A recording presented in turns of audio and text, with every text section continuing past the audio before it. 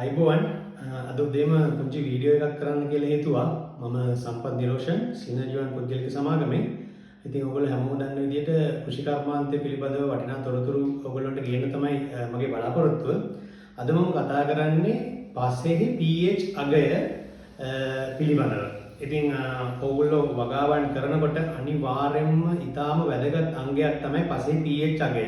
ඉතින් මේ pH අගය බිඳුවේ සිට 6.9 දක්වා pH අගයක තියෙනවා නම් ඔබේ පස්සේ අගය ඒ කියන්නේ ඒක ඇසිඩික්. එහෙම නැත්නම් මේක ආම්ලිකයි මේ පස. එතකොට මේක 7ටපත් වුණාට පස්සේ, ඒ කියන්නේ 7 වුණාට පස්සේ මේක නියුට්‍රල් එහෙම නැත්නම් උදාසීන තත්ත්වයටපත් වෙනවා. ඊට පස්සේ 7.1 ඉඳලා 14 වෙනකන් අගයකට අපි කියනවා මේක ඇල්කලයින් එහෙමත් නැත්නම් බාෂ්මිකයි කියලා. එතකොට ආම්ලික උදාසීන බාෂ්මික කියන අගයන් ගත්තා. මේ අගයන් අතරේ අපි අපේ වගාවට අවශ්‍ය කරන අගයන් ගොඩක් වෙලාවට ඕනම වගාවකට අවශ්‍ය කරන අගය 5.5 7.5 අතර pH එකක් තියෙනවා නම් ඒක ගොඩක් හොඳයි.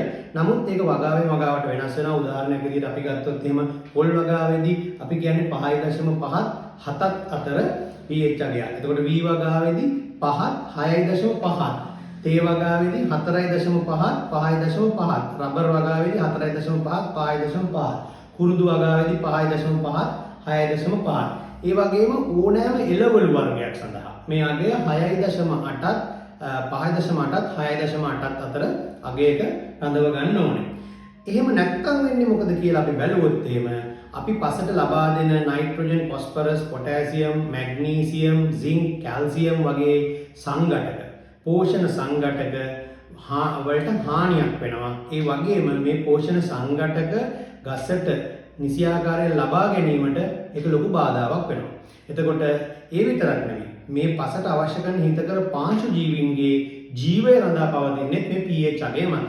එතකොට මේ pH අගය නිවැරදි pH අගයක් නොවුනොත් සමහර විට මේ සෘජ්‍ය ජීවීන් නොමැතිකම, පෝෂණ සංඝටක නොමැතිකම හේතු කොටගෙන ඔබගේ වගාවට විවිධ සංකූලතා ඇති වෙන්න පුළුවන්. වර්ධන වේගය බාල වෙන්න පුළුවන්, අවපැහැ ගන්නන්න පුළුවන්. උදාහරණයක් විදිහට ගොඩාක් නයිට්‍රජන් ඌනතාවයේ තියෙන ගස් වලින් අපිට දැක ගන්න පුළුවන් කහ පාට. පොල් ගහක නයිට්‍රජන් ඌනතාවයක් තියෙනවා නම් හොඳට බලන්න ඒ පොලේ ඉරට්ට දෙපැත්තේ කහ පාට පටි දෙකක් වගේ වැටිලා තියෙනවා. ඉතින් ඒ වගේ විවිධ ගස්, විවිධ ශාක, විවිධ රෝග ලක්ෂණ පෙන්눔 කරනවා මේ පෝෂණ සංඝටක ඌනතාවය තුලින්. එතකොට පස්සේ pH එක නිසියාකාරව රැකගෙන පසට අවශ්‍ය කරන පෝෂණය ලබා දුන්නොත් තමයි ඒ පෝෂණය නිසියාකාරව ගහට ලැබෙන්නේ. එතකොට අපේ පසේ තියෙන pH අගය අඩු නම් අපි හිතමු ඒක ගොඩාක් මේ ඇසිඩික් ලෙවල් එකක තියෙනවා නම් අපිට භාවිතා කරන්න පුළුවන් ඩොලොමයිට්, එහෙම නැත්නම් අපි හැමෝම දන්න ඔය ඩිහයිඩ්‍රේටඩ් ලයිම් කියනවා, එහෙම නැත්නම් අලුහුණු කියලා කියනවා, ඇග්‍රිකල්චර් ලයිම් කියලා කියනවා. ඔය අලුහුණු ඩොලොමයිට් භාවිතා කරලා අපිට පුළුවන් මේ පසේ pH අගය නිවැරදි කරගන්න.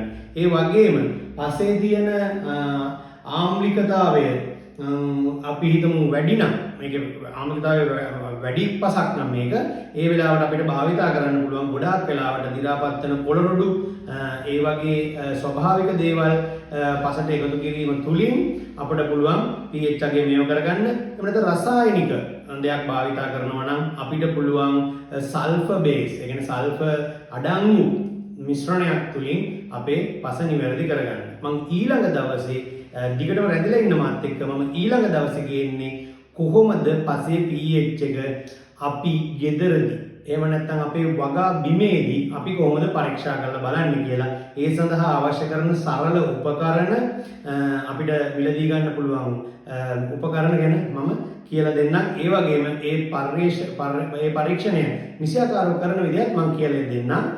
දිගටම රැඳිලා ඉන්න මාත් එක්ක මාව ෆලෝ කරන්න. මගේ වීඩියෝස් බැලුවොත් ඕගොල්ලන්ට සාර්ථක වගාවක් ඇති කරගන්න පුළුවන්. බොහොම ස්තුතියි.